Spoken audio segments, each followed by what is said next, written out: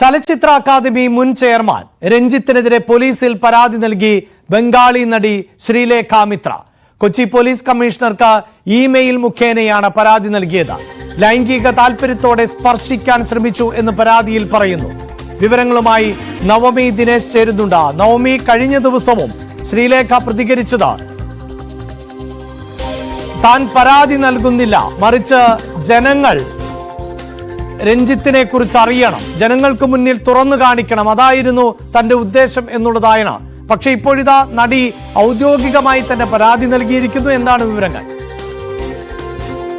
അഭിലാഷ്, അല്പസമയം മുമ്പാണ് Kochi city police കമ്മീഷണർക്ക് ശ്രീലേഖ മെയിൽ മുഖേന പരാതി അയച്ചത്. അതിൽ ഇത്തരത്തിലൊരു സംഭവം നമുക്കറിയാം. രഞ്ജിത്ത് ശ്രീലേഖയെ കൊച്ചിയിലെ ഫ്ളാറ്റിൽ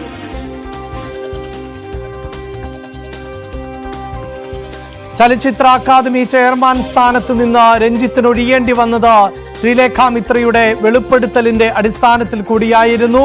അഭിനയിക്കാനെത്തിയ തന്നോട് ലൈംഗിക ചുവയോടെയുള്ള പെരുമാറ്റമാണ് ഉണ്ടായത് എന്നും അങ്ങനെ അതിൽ നിന്ന് പിന്മാറേണ്ടി വന്നു എന്നതുമായിരുന്നു ശ്രീലേഖ മിത്രയുടെ പ്രതികരണം. എന്നാൽ താൻ പരാതിയുമായി മുന്നോട്ടില്ല എന്ന് കഴിഞ്ഞ ദിവസങ്ങളിൽ ഉൾപ്പെടെ ശ്രീലേഖ മിത്ര വ്യക്തമാക്കിയതാണ്. ഇപ്പോഴിതാ ശ്രീലേഖ ഔദ്യോഗികമായി തന്നെ പരാതി നൽകിയിരിക്കുന്നു. നവമിയാണ് ചേരുന്നത്. നവമി, പറഞ്ഞുകൊള്ളൂ.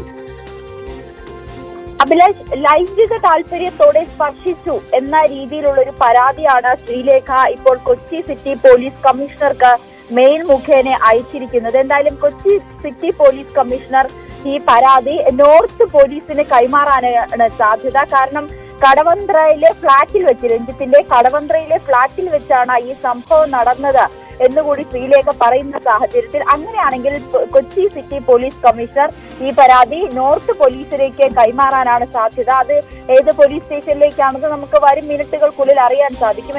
എന്തായാലും ലൈംഗിക താല്പര്യത്തോടെ പെരുമാറി എന്നൊരു പരാതിയാണ് ഇപ്പോൾ നൽകിയിരിക്കുന്നത്. നമുക്കറിയാം, കഴിഞ്ഞ ദിവസമാണ് ശ്രീലേഖ മാധ്യമങ്ങൾക്ക് മുന്നിലെത്തി തനിക്ക് സംവിധായകൻ രഞ്ജിത്തിൽ നിന്നുമുണ്ടായ മോശം അനുഭവത്തെ കുറിച്ച് ഇപ്പോൾ ജോഷി ജോസഫ് സംവിധായകൻ ടെലിഫോൺ ലൈനിലുണ്ട്. ശ്രീ ജോഷി ജോസഫ്, ഇവിടെ ഔദ്യോഗികമായ ഒരു പരാതി തന്നെ ഇപ്പോൾ നടി നൽകിയിരിക്കുകയാണ്.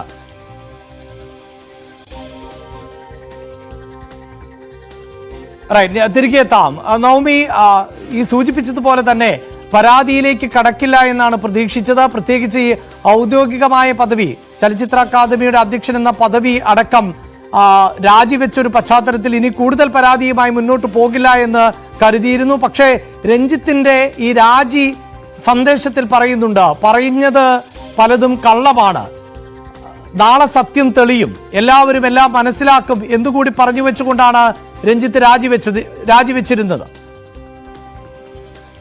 അഭിലാഷ്, കാരണം ഈ കേസും ഈ സംഭവവുമായി ബന്ധപ്പെട്ട് നമുക്കറിയാം, ശ്രീലേഖ ആദ്യം മുതൽ എടുത്തൊരു നിലപാട്, അത് താൻ ഈ ഒരു രാജിക്ക് എത്തുന്നതിന് മുൻപ് തന്നെ തന്നോടൊരു മാപ്പ് പറഞ്ഞിരുന്നെങ്കിൽ ചിലപ്പോൾ താൻ ഈ ഒരു ആരോപണത്തിൽ നിന്നും അല്ലെങ്കിൽ രഞ്ജിത്തിനോട് ക്ഷമിക്കാൻ തയ്യാറാകുമായിരുന്നു എന്ന് ശ്രീലേഖ പറഞ്ഞിരുന്നു. പക്ഷേ വീണ്ടും രഞ്ജിത്ത് ഈ കാര്യങ്ങൾ നിഷേധിക്കുന്നു. സർക്കാർ രഞ്ജിത്തിന് അനുകൂലമായിട്ടുള്ള നിലപാടുകൾ സ്വീകരിക്കുന്നു. ഈ ഒരു ഘട്ടത്തിലാണ് ആരോപണം ശക്തമാക്കിക്കൊണ്ട് ശ്രീലേഖ രംഗത്തെത്തുകയും പിന്നീട് ശ്രീലേഖ ഈ ഒരു സംഭവം മറ്റു രണ്ടുപേരോട് പറഞ്ഞു എന്ന ഒരു കാര്യം മാധ്യമങ്ങളിലൂടെ അറിയിക്കുകയും ഇതിനെ തുടർന്ന് ജോഷി ജോസഫ് അടക്കം ഈ കാര്യങ്ങൾ സമ്മതിച്ചുകൊണ്ട് രംഗത്തെത്തുന്ന ഒരു സാഹചര്യം ഉണ്ടായത്. ഇതിന് പിന്നാലെയാണ് രഞ്ജിത്തിന്റെ രാജി. ആ സമയത്തും രഞ്ജിത്ത് പറയുന്ന ഒരു കാര്യമുണ്ടായിരുന്നു, ഇതിൽ പകുതി കാര്യങ്ങൾ ഇത് കള്ളത്തരമാണ്, താൻ അങ്ങനെ ഒരു പ്രവൃത്തി ചെയ്തിട്ടില്ല, സത്യം പുറത്തു വരും, തനിക്കെതിരെ ഒരു ഗൂഢാലോചന അടക്കം നടക്കുന്നുണ്ട് എന്നടക്കമുള്ള കാര്യങ്ങൾ പറഞ്ഞുകൊണ്ട് രഞ്ജിത്ത് രംഗത്തെത്തുന്ന ഒരു സാഹചര്യം ഉണ്ടായിരുന്നു. ഇന്നലെ നമ്മൾ ജോഷി ജോസഫിനോട് സംസാരിച്ചപ്പോഴും അദ്ദേഹം പറഞ്ഞത് തൽക്കാലം ശ്രീലേഖ ഒരു പരാതിയുമായി മുന്നോട്ട് പോകുമോ എന്നറിയില്ല, പക്ഷേ അങ്ങനെ പോലീസിൽ പരാതി നൽകാൻ അല്ലെങ്കിൽ മുന്നോട്ട് വന്നു കഴിഞ്ഞാൽ അവർക്ക് എല്ലാവിധ സഹായവും താൻ ചെയ്യും എന്ന് ജോഷി ജോസഫ് കഴിഞ്ഞ ദിവസം പറഞ്ഞിരുന്നു.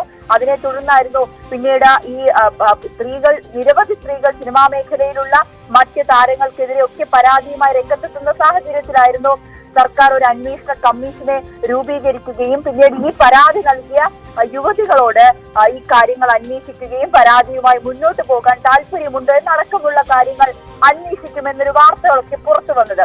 എന്നാലും അതിനെ തുടർന്ന് തന്നെയാണ് ഒരു പരാതിയുമായി മുന്നോട്ട് പോകാൻ ഇപ്പോൾ ശ്രീലേഖ തീരുമാനിച്ചത്. ചിലപ്പോൾ